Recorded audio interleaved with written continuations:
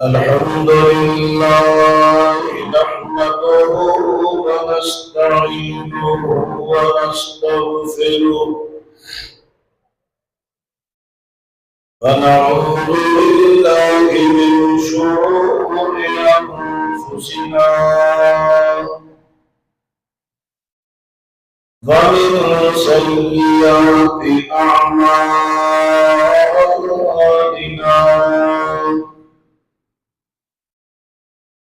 من يهده الله فلا مضل له ومن يضلل فلا هادي له أشهد أن لا إله إلا الله وحده لا شريك له وأشهد أن محمدا عبده ورسوله صلى الله عليه وسلم أما بعد فأعوذ بالله السميع العليم من الشيطان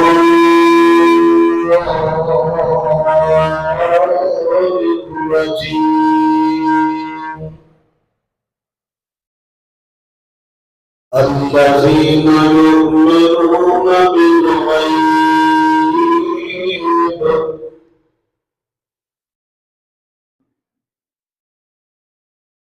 معزز سامعین حضرات،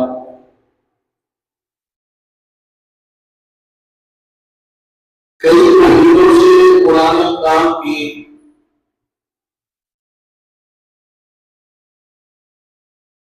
تفسیر بیان ہو رہی ہے خطبات جمعہ المبارکہ میں۔ آگے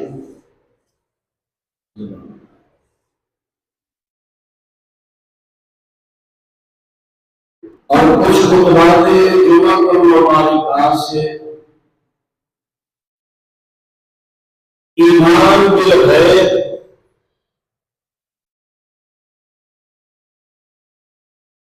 اللہ تعالیٰ کا ایمان بالغیب، فرشتوں پر ایمان بالغیب،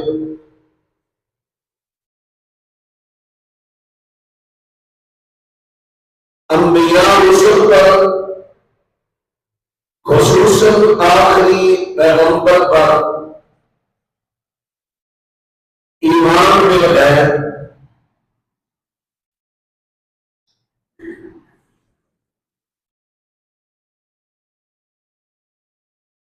یعنی جو چیز انسان سے غائب ہو، چھپی ہو،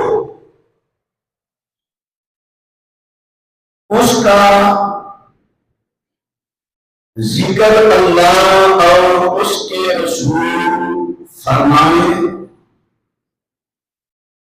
ہمیں اس پر عقیدہ اور ایمان بنانا رکھنا چاہیے، اس طرح جس طرح اللہ چاہے اور پیغمبر علیہ السلام کی حدیث چاہے۔ عقیدہ ایمان کا اجمالی ذکر میں تقریباً ہر خطبہ میں کر رہا ہوں۔ عقیدہ یہ ہے عقل سے جڑا رہنا، کسی بات کو دل کے یقین سے ماننا، یہ ہے عقیدہ، اور اس پر دل کے یقین سے عمل کرنا، یہ ہے ایمان۔ ایمان بالغیب کے حوالے سے جس طرح میں نے پہلے خطبہ عرض کیے، آگ ہے، جادو اور جنات، یہ انسان سے غائب ہے۔ انسان سے پوشیدہ ہے، اس پر ہم جو اللہ اور اس کے رسول سے ان کا ذکر جیسے جیسے ملے گا اس طرح ہم اپنا عقیدہ بنائیں گے، ایمان لائیں گے۔ اس مسئلہ میں کئی لوگ افراد و تفریق کا شکار ہو گئے، ماننے لگے تو حد سے بڑھ گئے، تباہم پرستی کا شکار ہو گئے، اور بعد میں انکار کیا، اتنا پیچھے ہٹتے گئے خود بھی اور لوگوں کو خوش فہمیوں میں رکھا، جس کا نتیجہ بہت سارے خاندان شیطان کے نقصانات کے زد میں آ گئے۔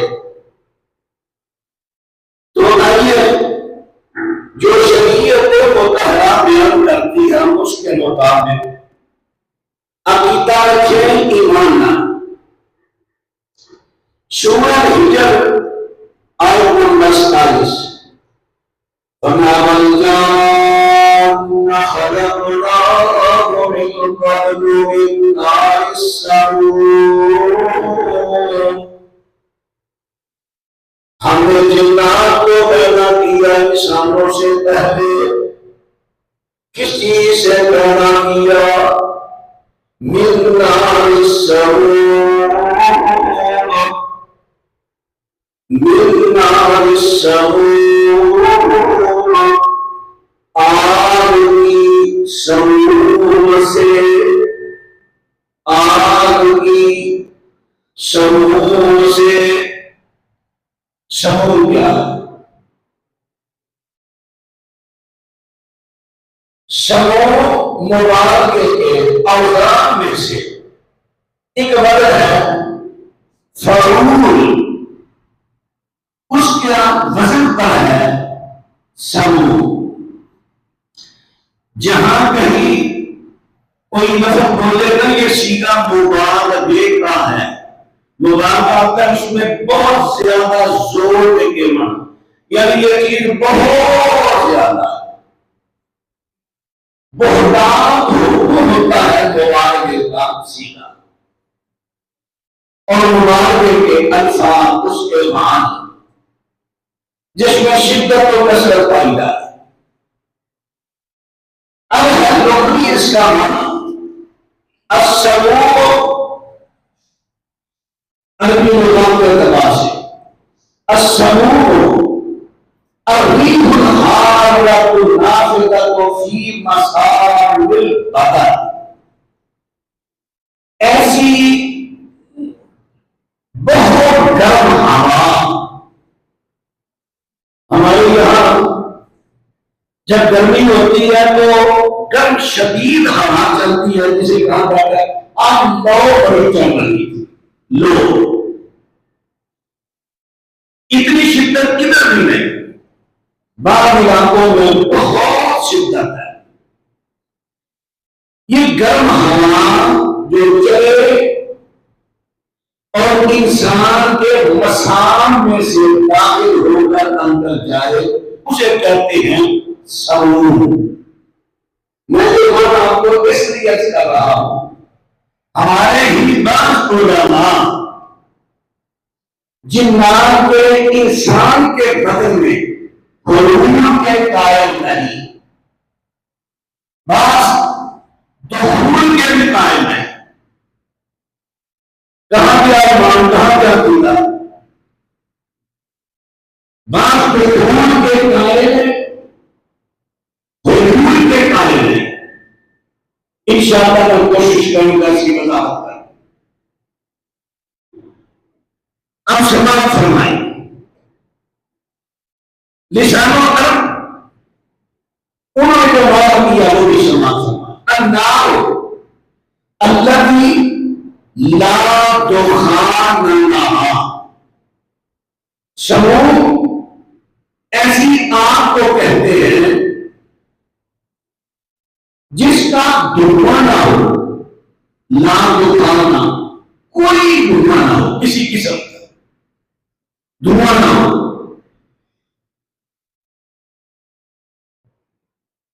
چلے اس کی مثال میں ایسے آپ کو عرض کرتا ہوں، حرارت شدیدۃ نافذۃ تسری فی الاجسام کما تسری حرارت النار فی الاناء والطعام۔ چولہے پر آندھی چلائی، اس میں کھانا پکنے کے لیے رکھ دیا، گوشت ہے، سبزیاں ہیں، کوئی بھی ہے، نیچے جلا دی آگ، لکڑیوں کی، گیس کی، جو بھی آگ ہے، آگ آپ کو نظر آ رہی ہے۔ اب جو آگ کی حرارت، شدت، وہ برتن میں سے داخل ہو کر اندر کھانے کو پکا رہی ہے، وہ جو حرارت اندر گئی اس کو کہتے ہیں سمو۔ یہ میں بطور مثال سمجھانے کے لیے عرض کیا۔ سمو ایسی آگ، ایسی گرم ہوا جو انسان کے لیے، انسان کے اندر میں داخل ہو، اس سمو سے جنات کو پیدا کیا گیا۔ دنیا جان سے نہیں، شعلے سے نہیں، سمو سے، آگ کی حرارت، اس سے۔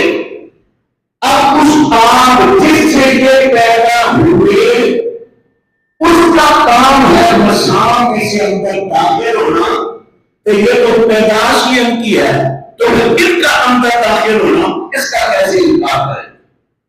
ان کی تو تخلیق ہی ہے جنات کی۔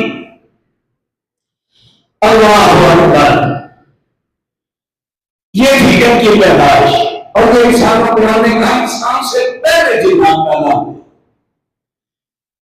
اب ان کی دیکھنے کے بعد سورہ اعراف آیت نمبر 27 اللہ پاک فرماتے ہیں انہ یراکم هو وقبیلہ من حیث لا ترونہم، فرمایا وہ تمہیں دیکھتا ہے، انہ شیطان جن، وہ تمہیں دیکھتا ہے، وقبیلہ اور اس کا قبیلہ، من حیث لا ترونہم، ایسی طریقے سے جس طریقے سے تم ان کو دیکھ نہیں سکتے، وہ دیکھتا ہے۔ اب یہاں سے وہ پھر میں وہی کروں گا، بعد میں انکار کر دیا جو نظر ہی نہیں آ سکتا۔ دیکھو جو قرآن کہتا ہے تم ان کو دیکھ نہیں سکتے، بھئی یہاں نظر تو اپنے حیث ہے، حیث، اس کے معنی کا غور کریں، ہے جس طرح وہ تمہیں دیکھتا ہے تم اسے نہیں دیکھ سکتے، اس طرح۔ اس کا مطلب یہ ہے کہ مطلق جنات کو دیکھنا ہی ثابت نہیں، بڑے بڑے مثلا نبی صلی اللہ علیہ وسلم ایک رات عشاء کی نماز ادا کی، حضرت عبداللہ بن مسعود رضی اللہ عنہ کا ہاتھ پکڑا، فرمایا میرے ساتھ چلو مکہ مکرمہ سے باہر کھلی جگہ جو بطحاء کی جگہ تھی، بطحاء ہر اس جگہ کو کہتے ہیں جہاں برسات کا پانی سیلاب کی شکل میں آئے گزرے، پانی گزر گیا، پتھر پتھر وغیرہ چھوڑ دیا، ایسی جگہ کو بطحاء کہتے ہیں۔ فرمایا نبی علیہ السلام مجھے بطحاء کی جگہ لے گئے، فَأَبْلَسَ آپ نے مجھے بٹھایا، یہاں بات کابلے ہو سوشل میڈیا پر نہ میرا بڑا ڈنڈا لگایا جاتا ہے، مصروفیت تھی، اتنا مطالعہ نہیں تھا، اور میرا بہت زیادہ مصروفیت تھی۔ ابھی میں نے کچھ حوالہ جات نوٹ کیے ہیں، وہ میں کروں۔ حضرت عبداللہ بن مسعود فرماتے ہیں نبی علیہ السلام نے وہ بٹھا دیا، ثم خط علیہ خطا،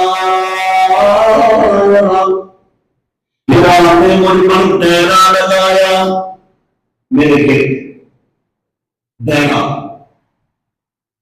ہمارا طریقہ علاج ہے، ہم بھی مریض پر خود پر دائرہ لگاتے ہیں، اور یہ عبادت کا بڑا اچھا طریقہ ہے، آپ بھی یہ لگائیں۔ میں آپ کو بتاؤں گا طریقہ اس کا۔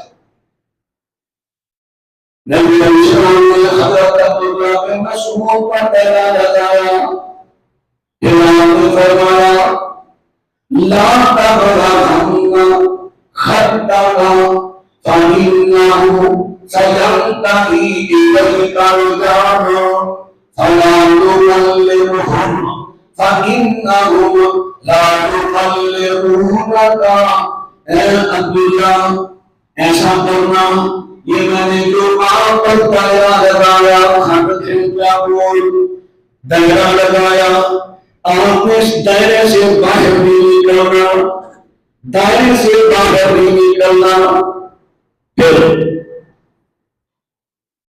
تیرے پاس کچھ لوگ آئیں گے، تیرے پاس کچھ لوگ آئیں گے، تم نے ان کے ساتھ کوئی کلام نہیں کرنا، کوئی بات نہیں کرنی، وہ بھی تیرے ساتھ کوئی بات نہیں کریں گے۔ ثم مضى رسول الله صلى الله عليه وسلم حيث قال، پھر نبی اسلام تشریف لے جہاں جا رہے تھے، میں بیٹھا رہا تھا۔ اسی دوران ادھر آتا ہے جان، کچھ لوگ میرے پاس آئے، میرے دائرے کے باہر میرے قریب آئے، لوگ آئے، رجال آئے، رجال لوگ آئے، رجل کی جمع تھا، رجال آئے، کأنہم الزُّدُّ اشعارهم واجسامهم، وہ کیسے تھے؟ وہ کیسے زد قبیلے کے لوگ ہوتے ہیں، زد قبیلہ زیادہ جمہور کا قول یہی ہے، زد جان قبیلہ تھا، جان بنیادی طور پر یہ سندھ ملتان سے سندھ کی جو پٹی ہے یہاں پر یہ آباد تھے، اور زیادہ تر یہ خانہ بدوش تھے، مستقل اپنے مکان بنائے بناتے تھے، مال ڈنگے وغیرہ رکھا، جانور چراتے کراتے ملک چلے گئے، ادھر آگے جہاں گئے وہاں مشکل گزارے، پھر مرشد گزا، پھر یہاں سے یہ خلیج چلے گئے، وہاں آباد ہو گئے۔ ان میں سے ایک میں تذکرہ کروں گا، مجھے تو ایک کا جو ہے روحانی معالج بقیدہ ان کا ایک روحانی معالج تھا جس کا مستقل پیشہ یہ رضا جادوی نام نکالا۔ حضرت ایسا کہ جادو کے بارے کسی نے خبر دی تھی کہ جادو میں روحانی زندہ چلیں، وہ اپنے وقت پر باہر آئے۔ اللہ اکبر، حضرت عبداللہ بن مسعود فرماتے ہیں کہ ان کی طرح دوڑ گئے، ان کے پریشان تھے، جسم تھے۔ عبداللہ بن مسعود نے جنات کے جسموں کو دیکھا، بال تھے، بکھرے ہوئے بال، جیسے آپ جانتے ہیں جانور رکھنے والا جانوروں کے پیچھے چلاتا چلاتا وہ پوری طرح اپنے کپڑے بھی درست نہیں کرتا، اپنے بال بھی درست نہیں کر پاتا، بکھرے ہوئے بال، بکھرے کھانا۔ فرمایا اس طرح کے تھے۔ حضرت عبداللہ بن مسعود رضی اللہ عنہ فرماتے ہیں اللہ اکبر، فرمایا کے قریب ہوئے لا یجاوزون الخط قریب تو میرے بڑے آنے لیکن وہ میرا دائرہ نہ توڑ سکے دائرے کے اندر نہ دائرے کے پار اللہ اکبر پھر نبی کریم صلی اللہ علیہ وسلم میرے پاس تشریف لائے رات کے پچھلے پیر میں بیٹھا ہوا تھا اب حضرت عبداللہ بن مسعود رضی اللہ تعالیٰ عنہ جنات کا بے خبر ثابت کر دیا انسان جنات کو دیکھ سکتا ہے حدیث سے ثابت ہوا آپ اس بات میں ایمان لانا اس بات عقیدہ رکھنا مسلمان کا فرض ہے کوئی انکار کرے کوئی کا ٹھیک نہیں اس نے اس عقیدہ اور ایمان سے انکار آگے چلے دوسری روایت یہ روایت جو بھی میں وضاحت کر دوں یہ روایت سنن ترمذی کی ہے اس کو تین محقق مثلا امام ترمذی شیخ البانی شریف حسن جو تانوی کے محقق کا سنن تانوی یہ کا سنن تانوی بھی ہے اس کا احمد بھی ہے ان تین محققین میں سے روایت کو حسن صحیح کہا لیکن شیخ زبیدی زلیلہ رحمہ اللہ انہوں نے اس کو ضعیف کہا اس میں ایک راوی ہے جعفر بن مامون تمیمی جعفر بن مامون تمیمی کی وجہ سے انہوں نے اس روایت کو ضعیف کہا لیکن امام ابن حجر رحمہ اللہ حافظ ذہبی رحمہ اللہ انہوں نے کہا ہے کہ یہ راوی جعفر بن مامون مقبول راوی ہے اس کی زبان قبول کی جائے ایک طرف میرے حضرت صاحب دوسری طرف 5 محقق محدث علماء کا میں نے تحقیق پیش کر دی اب دوسری روایت مشہور روایت حضرت ابو ہریرہ رضی اللہ تعالی عنہ فرماتے ہیں قال رسول اللہ صلی اللہ علیہ وسلم بحفظ زکات رمضان نبی صلی اللہ علیہ وسلم نے فطرانے کی جتنے گلہ کا مال تھا اس پر نگرانی کی میری ذمہ داری لگا دی فرماتے ہیں جب رات کا وقت آیا ایک بندہ اپنے ہاتھوں سے گلہ بھرنے لگا اٹھانے لگا میں نے اس کو پکڑ لیا میں نے کہا میں تجھے اللہ کے نبی کے پاس لے کے جاؤں گا اس نے منت سماعت کی میں غریب ہوں یادگار ہوں مجبوری سے یہ کام کرنے آیا میں نے چھوڑ دیا صبح میں خدمت نبی میں حاضر ہوا اللہ کے نبی کیونکہ اللہ کے وحی سے بولتے تھے آپ نے فرمایا تیرے رات کے چور کا کیا بنا حضور ایسے ایسے اس نے کہا فرمایا وہ پھر آئے گا پیغمبر نے کیسے کہہ دیا اب یہاں پر کئی لوگ دعویٰ کرنے لگتے ہیں پیغمبر غیب جانتے تھے اسی لیے فرمایا وہ پھر آئے گا اب یہاں غیب ثابت ہو گیا تو بھائی غیب نہیں ایک تو بات ہے کہ اللہ کے نبی کوئی بات اللہ کی وحی کے بغیر میں کرتے نہیں تھے دوسری بات یہ ہے کہ آپ نے شیطان کی اصل بتائی تھی کہ شیطان کی جڑ اصل جھوٹ ہے آپ نے بنا کہ یہ جھوٹ ہے اور جھوٹے بندے کے بارے عالمی لوگ انہیں جھوٹ بول جائیں گے پھر کام کرے گا کیا یہ سب غیر کام ہے یہ زندگی کے تجربات ہوتے ہیں میں نے اس کو دیکھا جھوٹ بولتا بار بار یہ کام کرتا ہے اللہ اکبر حضرت ابو ہریرہ رضی اللہ تعالیٰ عنہ فرماتے ہیں دوسری رات بھی ایسا ہوا پھر میں نے پکڑا پھر منت سماعت کر کے چلا گیا پھر آپ نے فرمایا پھر آئے گا اب تیسری رات آیا میں نے کہا تجھے چھوڑوں گا نہیں حضور کے پاس لے کے جاؤں گا کہنے لگا اگر مجھے چھوڑ دے وعدہ کر چھوڑ دے میں تجھے بڑی اہم ترین گفٹ دوں گا چیز بتاؤں گا فرمایا وہ کیا ہے کہنے لگا اے ابو ہریرہ اس طرح کر جہاں پر آیت کرسی پڑھی یا کہتا دعنی اعلمک کلمات ینفعک اللہ بہا، مجھے چھوڑ دے، میں تمہیں کچھ کلمات بتاتا ہوں جس کی وجہ سے اللہ تمہیں بڑا فائدہ پہنچائے گا، نفع دے گا۔ میں نے کہا وہ کیا ہے؟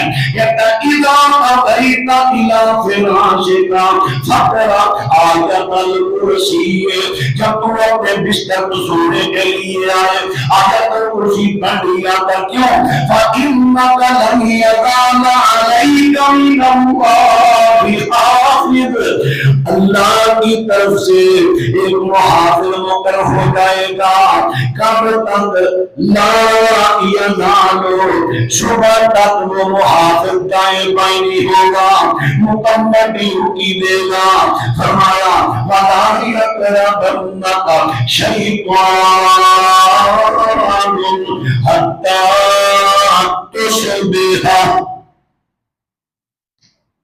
حَتَّى تُصْبِحَ شیطان بھی تیرے قریب نہیں آئے گا اس رات حتیٰ کہ صبح ہو جائے۔ اب اس حدیث کو دوسری کو دونوں کو ملا، جب رات آپ سونے لگے تو تصور میں ہی پیدا ہوگا آیا کرسی پڑھو، یہ شہادت کو کرنا پڑھوں لگاؤ، اپنی چارپائی پہ اپنے گھر پہ دائرہ لگاؤ، یہ دائرہ ہو گیا۔ اب یہ دائرہ حدیث سے ثابت ہے۔ آگے میں اپنے مشاہدات اور تجربات کی بات کرنے لگا۔ اب میرے تجربے آپ کو اس پر عمل کرنا ہے، آپ کی نہیں کرنا اختلاف رضا کر سکتے، لیکن یہ دائرہ حدیث سے ثابت ہوا۔ وہ اب آگے میرا تجربہ ہے، ہاتھ چوڑائی کر کے اوپر چھت ڈالو، تصور نیچے تصور میں فرش ڈالو، ڈبہ بنا دو تاکہ کسی طرف سے اسے آنے کا موقع نہ ملے۔ یہ وہ چیزیں میں اپنے تجربات سے بیان کروں۔ اگر کسی کو اچھا لگے عمل کرے، نہیں تو کوئی محبی اختلاف رہے گا، حق کیا اللہ اکبر۔ کیونکہ میں نے ایک دفعہ ایسا ہوا علاج کرتے ہوئے، انسان کے وہ جلدی سے انسان سے باہر نکل گیا خبیث، دائرے میں گیا تھا۔ اب مجھے بتایا گیا یہ ادھر کونے میں ہے، میں نے دائرہ لگایا، کلمی میں چلا گیا۔ ایک دفعہ ایسا ہوا دائرہ لگایا، مجھے بتایا گیا کہ یہ دھواں بن کر اوپر ہو گیا، یعنی اس وجہ سے میں یہ اوپر اور نیچے والا دائرہ، چھت اور فرش، باقی کسی کا جی نہیں چاہتا نہ بنا، لیکن وہ دائرہ جو مشروط کو ہے اور اس پر ایمان ہمارا عمل ضروری ہے، کیونکہ وہ حدیث سے ثابت ہے۔ حضرت نبی اکرم صلی اللہ علیہ وسلم نے فرمایا، حضرت ابو ہریرہ ثانی پر سناتے ہیں، نبی مبارک فرماتے ہیں، انہو قد صدقک وہو کذوب، فرمایا ہے تو وہ جھوٹا لیکن یہ بات سچی کر گیا۔ یہاں سے ثابت ہوا جو شیطان کو کسی صورت میں بھی آپ کے سامنے آئے، اس کی کسی بات پر یقین نہ کیا کرو جب تک دائیں بائیں سے شہادت نہ مل جائے یا اور کوئی مضبوط دلیل نہ آ جائے، صرف اس اکیلے کی بات پر یقین نہ رکھنا۔ آج کل ایسا اکثر ہوتا ہے کہ شیطان خبیث جن حاضر ہو گیا کسی مریض میں، آتے ہی کہنے لگا مجھے اس کی بھابی نے بھیجا، مجھے چچی نے بھیجا، مجھے اس کی بہن نے بھیجا۔ اب رشتے داروں میں لڑائیاں کروانی شروع کر دیتا ہے، جھوٹ جھوٹا، اور ہم لوگ بھی اس پر یقین کرنے لگ جاتے ہیں۔ جب میرا بھی اس دائرے میں آیا، شروع میں نے بھی بڑا دیکھا ہے، جیسے جیسے اللہ تعالیٰ نے علم دیا، تجربات ہوئے، میں نے کبھی ان پر یقین نہیں کیا، جھوٹ بولتا ہے۔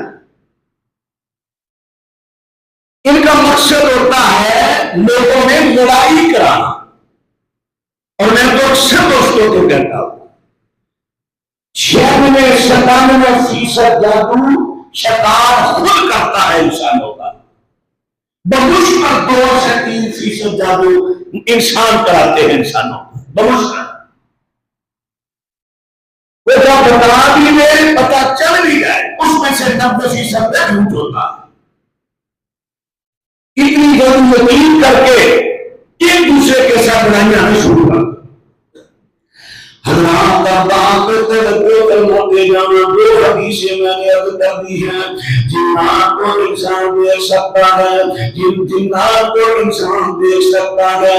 اب اللہ کے نبی صلی اللہ علیہ وسلم کی ایک اور حدیث سماعت کرنا، صحیح مسلم کے کتاب مساجد ہے، نبی علیہ السلام فرماتے ہیں آج رات فرمایا عفریت طاقتور، بہت طاقتور جن شیطان فرمایا میرے سامنے آیا ہے، کیا پتا علیہ السلام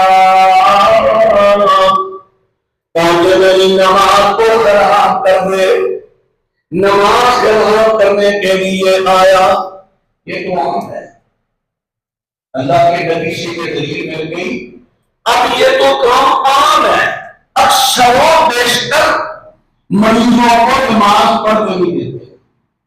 ابھی یہ غالباً سوموار کے دن کی بات ہے، رات ہم سمندری سے آگے ہمارے بڑے اچھے دوست ہیں، اور مجبور کیا گیا ہے، بچہ تھا غالباً 13-14 سال کا، جب وہ نماز پڑھنے لگا ہم نے اپنی آنکھوں سے دیکھا، ان کے گھر والے بھی سارے تھے، جو بھی اس نے نماز شروع کی کبھی اس کا یہ پاؤں پیچھے چلا گیا، ٹیڑھا ہو گیا، آنکھ ٹیڑھے ہو گئے اور پیچھے گرنے لگا ایسے ہونا۔ اور یہ تو تازہ مثال ہے، اب سروں رشتہ ایک نہیں بہت ساری مثالیں ہیں۔ قرآن پاک پڑھنے سے روکیں گے، قرآن پاک پڑھنے سے۔ ہمارے اچھے دوست ہیں، معامل بھی ہیں، یہ طیب ٹاؤن میں رہتے ہیں، شہرین کا ہے، ان کا بیٹا جہاں حصص آتا تھا وہاں ہم دم کر رہے ہیں، ہم نے کہا چلیں آپ پڑھنے کے لیے چلو، جو ہی اس نے پڑھنے کا سوچ میں ابھی ایک قدم بھی پورا ہوا، اس کو کبھی پکڑ لیا، اس کی ماتا کو ڈھونڈا۔ ہاں یہاں میں ایک مشاہدے کی بات کرنے لگا، جہاں میں اپنا مشاہدہ تجربہ پڑھوں، اس کو آپ ماننا ہے مان لے، نہ ماننا ہے نہ مانے، آپ کو اختلاف رائے کا حق ہے۔ لیکن جہاں میں کہوں کہ اللہ کے نبی کی بات اللہ کی، وہاں پر آپ پر اور ان پر ماننا فرض ہے، اس پر عقیدہ ایمان فرض ہے۔ اللہ اکبر۔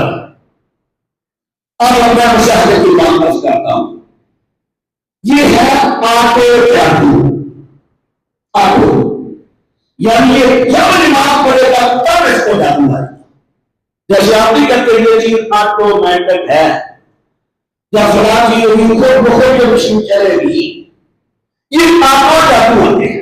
جو بھی سبق پڑھنا شروع کرے گا جادو آئے گا، نماز پڑھنا شروع کرے گا جادو آئے گا، اور بھی بات چیز ہوگا۔ ابھی کل ہمارے پاس ایک جوڑی آئی تھی علاج کروانے، وہ جو میاں بیوی کا خاص وقت ہوتا ہے اس کا اوپر آٹو جادو تھا۔ یعنی یہ کس قدر خبیث ہے، حضرت کا باپ پہ توجہ فرماتے جانا۔ نبی کریم اسلام فرماتے ہیں وہ شیطان کی فریت آیا تاکہ میری نماز کو کاٹ دے، فرمایا وَإِنَّ اللَّهَ أَمْكَنَنِي مِنْهُ، لیکن اللہ پاک نے مجھے اس پر قدرت دے دی۔ عفریت تھا، عفریت معمولی طاقت کا مالک نہیں۔ میں اشارہ دیتا پاک کو، وہ سلیمان علیہ السلام کا واقعہ آپ نے سنا ہوگا کہ ملکہ بلقیس اپنا لشکر لے کر اپنے وزراء لے کر قریب آ چکی ہے، اور ہم نے اس کو موجزہ دکھانا ہے، کون ہے جو اس کا تخت لے کر آئے۔ ابھی عفریت نے کہا تھا، اتنا طاقتور تھا، حضور نے اجازت دے آپ یہ جو مقدمہ چھوڑ رہے ہیں نا، اس سے پہلے وہاں سے لے کر آپ کے خدمت میں پہنچا دیتا، یمن سے کام طاقتور ہوتے ہیں، سارے نہیں۔ جس طرح انسانوں میں طاقتور کمزور، اس طرح جنات دیکھیں۔ دروازہ کھول دیا ہے، یہ دروازہ کھول۔ نبی کریم صلی اللہ علیہ وسلم فرماتے ہیں کہ اتنے بڑے طاقتور کے لقب رب العالمین نے انہیں طاقت قدرت عطا فرما دی۔ فداعت ہو فلقد ہممت، نبی کریم صلی اللہ علیہ وسلم ارشاد فرماتے ہیں، فرمایا میں نے کچھ فرمایا اللہ نے مجھے قدرت دی، فداعت ہو، میں نے اسے یہاں سے پکڑ لیا، بالکل سے خوب دبایا۔ ایک لوگتے ہیں کہ اس کے منہ کی جھاگ نکلی، میرے ہاتھ پر پڑی، میں نے ٹھنڈک محسوس کی کہ یہ جھاگ آ رہی ہے۔ نبی کریم صلی اللہ علیہ وسلم ارشاد فرماتے ہیں، فلقد هممت ان اربطه الى جنب ساریۃ من سوار المسجد، فرمایا میں نے ارادہ کیا میں اسے مسجد کے ستونوں میں سے کسی ستون کے ساتھ باندھ دوں۔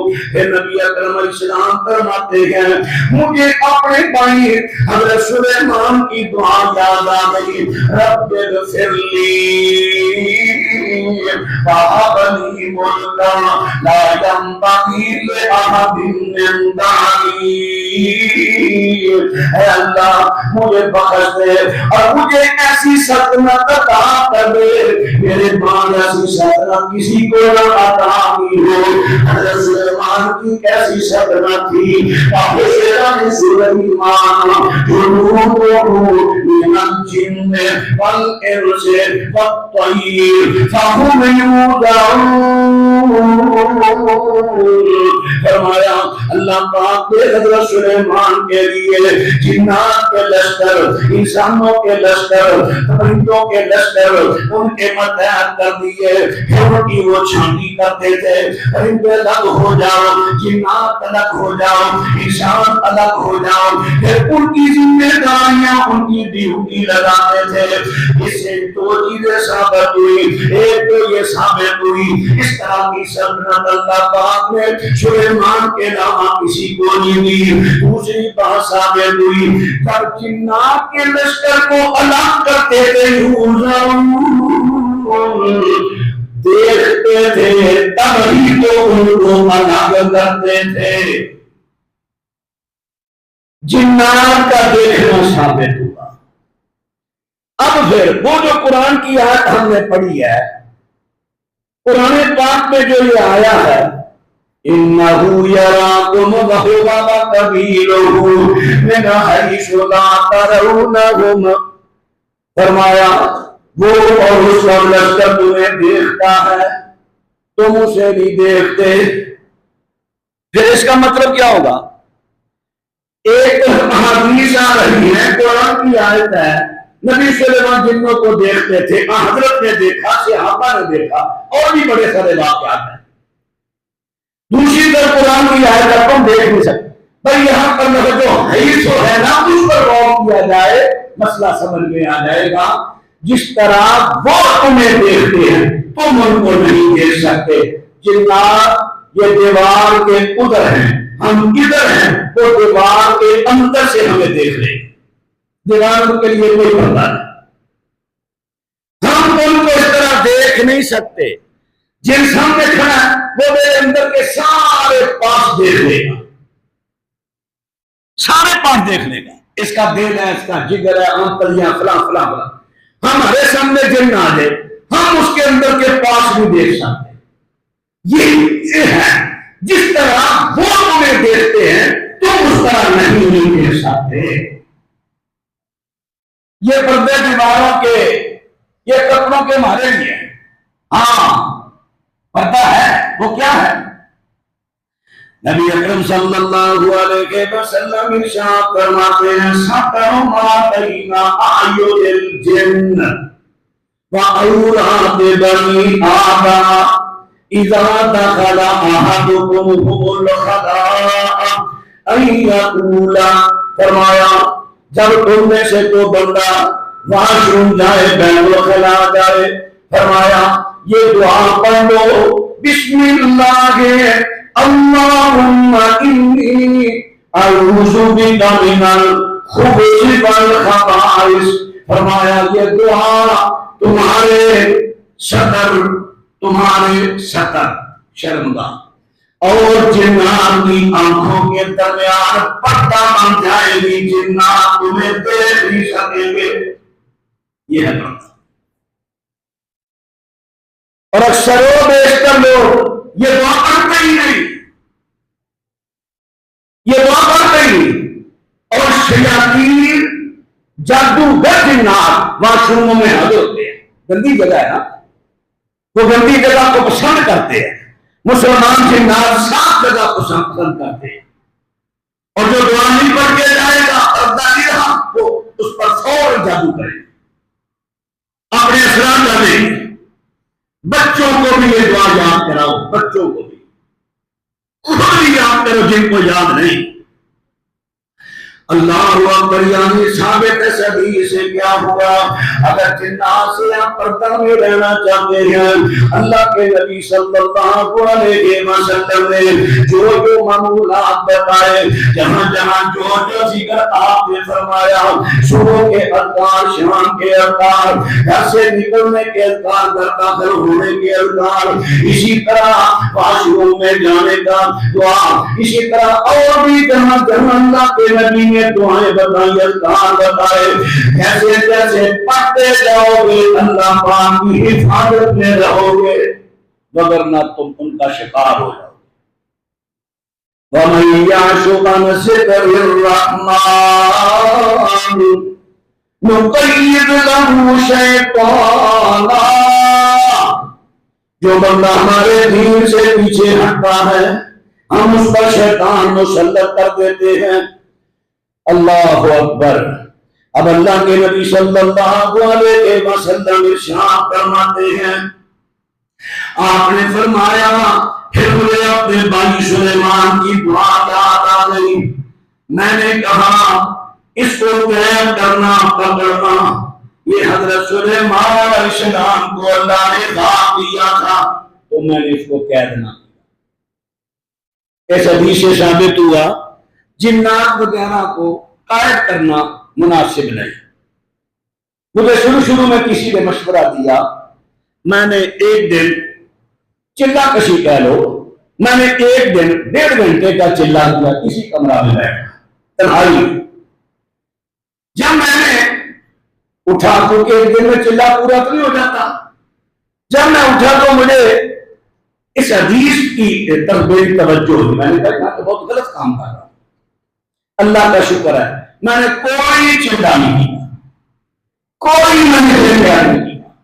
یہ تو کہتے ہیں نا میرے موکل یہ کہہ رہے ہیں، وہ قیدی جنات ہوتے ہیں اور وہ شیطان ہوتے ہیں، مسلمان بھی ہوتے ہیں. وہ اس کو کہتے ہیں تو ہماری مان، ہم تیری مانیں گے. اگر وہ ان کی نہیں مانے گا وہ اس کی نہیں مانیں گے، کام نہیں کریں گے اس کے. اللہ کا شکر ہے نہ میں نے محدود ذکر کیا، یہ 40 دن ہے، یہ 80 دن ہے، یہ 50 دن ہے، کوئی نہیں کیا. مسلسل نبی رحمت علیہ السلام سے جو اذکار ہیں وہ کرتا ہوں. ہاں جیسے آیت الکرسی، سورہ فاتحہ یا دوسری قرآنی آیات جن کی ضرورت ہوتی ہے ان کو اکثر پڑھتا رہتا ہوں. جیسے جیسے زیادہ پڑھتا ہوں ان کی مشق ہوتی ہے، اللہ تعالیٰ تاثیر پیدا کرتا ہے. اللہ اکبر.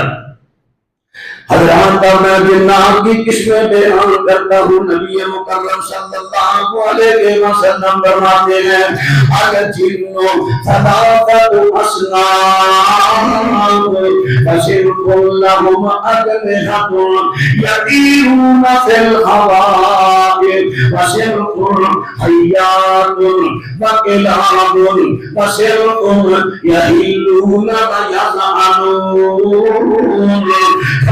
جنات کی 3 قسمیں ہیں. ایک قسم ہے پروان جنات جو ہوا میں اڑتے ہیں، دوسری قسم ہے سانپ، تیسری قسم ہے کلاب. نبی علیہ السلام نے دونوں قسموں کو ایک شمار کیا. جنات میں سے کتے بھی ہوتے ہیں. کتے پچھلے دن سوشل میڈیا میں ایک دکھا رہے تھے ویڈیو، کتے جمع ہیں، اچانک ایک کتا بیان ہو گیا. ہاں بات مسائل ہوتے ہیں کتوں کی شکل. سانپ اس ابھی کا واقعہ آپ کو یاد ہوگا، میں اشارہ دیتا ہوں صحیح مسلم کی روایت، جو جنگ خندق سے آپ نے فرمایا تیری شادی نہیں ہوئی ہے گھر چلا جا. گھر آیا دیکھا تو اس کی نہیں درہم باہر دروازے گلی والے دروازے میں کھڑی، میرا اٹھایا مارنے لگا. جلدی نہ کرو پہلے اندر. بیڈ روم میں گیا، دیکھا بستر پر بہت بڑا سانپ ہے، ہاتھ میں چھوٹا نیزا تھا، نیزا مارا، میرے پر اس کو اٹھا لیا سانپ کو. اب اسے خود ہی فرماتے ہیں ہمارے قبیلے کا وہ بندہ تھا، ہمیں نہیں پتا ہمارا بندہ پہلے فوت ہوا یا سانپ پہلے تھا.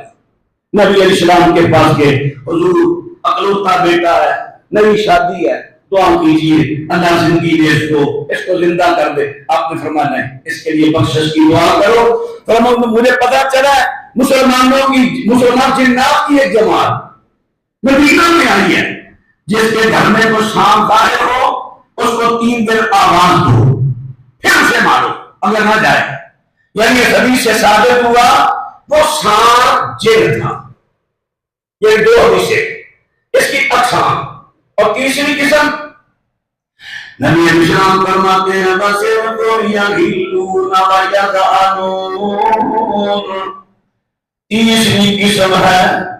تیسری قسم ہے خانہ بدوش. ان کے مستقل ٹھکانے نہیں ہوتے. جادوگر جو بڑا خبیث ہے، جہاں اس نے ڈیوٹی لگائی آپ نے ساتھ بھائی کر رہنا ادھر ہے، چلے آپ کی ڈیوٹی بدل گئی، آپ دوسرے علاقہ میں چلے جاؤ. جو انسانوں کو تنگ کرتے ہیں وہ یہ ہے خانہ بدوش. خاندانی اور جو مسلم کے نات ہے وہ زمین پر بہت کم رہتے ہیں، زیادہ اوپر رہتے ہیں، وہ انسانوں کو اتنا تنگ نہیں کرتے. یہ جو خانہ بدوش ہے یہ زیادہ تنگ کرتے ہیں لوگوں کو. اللہ اکبر. اب میں آخری ایک حدیث بیان کر کے بات ختم کرنے لگا. پہلے میں نقل کروں امام ابن تیمیہ رحمہ اللہ کا قول. اب وہ بات آنے لگی ہے کہ انسان کے اندر جن داخل ہو سکتا ہے، داخل ہو کر حاضر ہو کر جسم میں، اس کو کہتے ہیں حضور کہ اپنا جسم پورے جسم میں بچھائے، انسان کا دماغ اپنے کنٹرول میں لے لے. اب انسان کو اپنی ہوش نہیں، اب جو باتیں کرے گا وہ چین کرے گا. جن صوفیوں کے بارے میں آپ سنتے ہیں نا، شاہ صوفی فنا فلہ ہوا تو اللہ کی ذات اس میں حضور کر گئی. اب صوفی کو اپنی ہوش نہ رہی، اب جو کہہ رہا تھا اللہ، وہ اللہ کی ذات نہیں، اللہ کی ذات تو اس سے عظیم پر ہے. وہ شیطان ہوتے ہیں. صوفی جب تنہائی میں چلے کرتے ہیں وہ شیطان میں حاضر ہو جاتے ہیں. یہ سب کہتے ہیں اللہ حاضر ہو گیا، اللہ حاضر ہو گیا. شیاطین ہوتے ہیں جو ان کے منہ سے کفر نکلواتے ہیں، کفر کی باتیں. اور ماننے والے کہتے ہیں اے معرفتی گانے بابے دی تانوں کی پتہ ہے، تمہیں کیا معلوم ہے کہ معرفتی نہیں ہے، کفر ہے. سب سے پہلے یہ عقیدہ رکھنا کہ اللہ کی ذات کسی انسان میں حضور کرے، یہی عقیدہ کفری عقیدہ. انسانوں کا وہ شیاطین ہوتے ہیں، حضور کرتے ہیں اندر پورے جسم میں جسم بچھا کے. بعض لوگوں کی پوری نامی لیتے ہیں، بعض کی نصف، بعض کی 3 حصے. اللہ اکبر. امام ابن تیمیہ رحمہ اللہ ان کا قول سماعت فرمائے. وجود الجن میں ثابت جنات کا وجود ثابت ہے بکتاب اللہ و سنت رسول واتفاق سلف امت و ائمتھا. تمام کتاب و سنت سے ان کا جسم بدن ثابت ہے اور ائمہ کا اتفاق ہے تمام کا. وکذالک اسی طرح دخول الجن فی بدن الانسان ثابت باتفاق ائمہ اہل سنت والجماعہ. فرماتے ہیں اہل سنت کے نزدیک، اہل سنت کون ہے؟ جہمی اہل سنت نہیں، معتزلہ اہل سنت نہیں، اسی طرح معتزلہ اہل سنت نہیں. آپ لوگوں کو سچی بات ہے مرجیہ، معتزلہ، اسکندریہ، جبریہ، آپ کو تو لوگوں کا تعارف ہی ہے. یہ وہ فرقے تھے جنہوں نے اسلام کو بدلنے کی کوشش کی، محدثین کا مقابلہ کیا، اور اس عقیدے والے ابھی بھی لوگ ہیں، ابھی بھی ہیں. آئندہ تمہیں بتاؤں گا ابھی کون ہے، اور آپ حیران ہو جائیں گے. اس عقیدے والے ابھی بھی لوگ ہیں، اور بندے بھی وہ ہوں گے جن پر آپ کا لوگوں کا بڑا اعتماد ہوگا. وہ سیاسی بات ایک دو کر دی، آپ نے کہا دیکھ لو یہ ساتھ نہیں جاتی گھر جان کے ساتھ شامل ہو گئی ہے. آپ نے کہا بس ایک بار شامل ہو گئی اور عقیدے کی تباہی آگے پیچھے چلے. بتاؤں گا انشاءاللہ. اب فرماتے ہیں کہ اہل سنت کے نزدیک متفق کا یہ فیصلہ ہے کہ جن انسان کے بدن میں داخل ہو سکتا ہے. پھر آگے میں نے قرآن کی دلیل دی، جو سود کھاتا ہے کل قیامت کیسے اٹھے گا، جیسے شیطان نے اسے خطی کیا ہوا ہے، شیطان سے چمٹا ہوا ہے. امام احمد کے بیٹے فرماتے ہیں میں نے امام احمد سے پوچھا ابو جان ان اقوام یقولون ان جنی لا يدخل في بدن المسلوب فقال ابو جی میں نے سنا کچھ لوگ کہتے ہیں جن انسان کے جسم میں داخل نہیں ہو سکتا. فرماتے ہیں یا بنیا یکذبون، یہ جھوٹے ہیں. ھذا یتکلم علی لسانہ، جنات تو وہ ہیں انسان کے اندر حلول کر کے اس کی زبان پر بولتے ہیں. وہ زبان کے سامنے کنٹرول نہیں ہے. انسان کی زبان سے وہ اپنی بولی بولتے ہیں. یہ امام احمد بن حنبل رحمہ اللہ کا قول ہے. طبقات حنابلہ میں اور مجموع الفتاوی اس میں دونوں میں یہ روایت موجود ہے. انشاءاللہ زندگی رہی بقیہ، کیونکہ ایمان بالغیب قرآن کی تفسیر ہو رہی ہے نا، الذین یؤمنون بالغیب، ایمان بالغیب اس کے بارے پہلے میں نے بتایا تھا. اللہ تعالیٰ پر کس طرح ایمان بالغیب لانا ہے، پھر رسولوں پر کس طرح، فرشتوں پر کس طرح. اب یہ بات کر رہا ہوں جنات پر کس طرح، آگے پھر کتابوں پر کس طرح ایمان لانا ہے. انشاءاللہ آئندہ تمہیں یہ کہ جناتی، کیا جنات انسان کو بیماریاں بھی لگا سکتے ہیں؟ کیا انسان انسانی بیماریوں کا سبب، جس طرح دنیا میں کئی چیزیں ہیں، سگریٹ نوشی، تمباکو نوشی سے کینسر ہو جاتا ہے، ہارٹ اٹیک ہو جاتا ہے، سگریٹ کی ڈبی پر لکھا ہوتا ہے ڈاکٹروں کے مشورہ سے. اسی طرح جنات بھی سبب بن سکتے ہیں کہ انسان کو بیماریاں لگا لیں. یہ بھی چیزیں ساری بیان ہوگی. بہت سارے لوگوں نے دوسرے لوگوں کو خوش فہمی میں رکھا، کچھ نہیں ہوتا، کوئی کچھ نہیں کر سکتا، اللہ پہ توکل رکھو. فرمایا تھا پہلے روح کا گھوٹا بن پھر توکل کر. خوش فہمی نہ رکھو. لوگوں کو مسئلہ یہ، لوگ بیچارے دوائیاں لے لے کر میدے خراب، جگر خراب، الٹے اثرات، نہ ہی تبکم پرستی کا شکار ہو جاؤ اور نہ ہی لوگوں کو خوش فہمی میں رکھو. اللہ تعالیٰ ہمیں دین کے حقہ کی سمجھ عطا فرمائے، ایمان بالغیب نصیب فرمائے. آخر دعوانا الحمدللہ رب العالمین.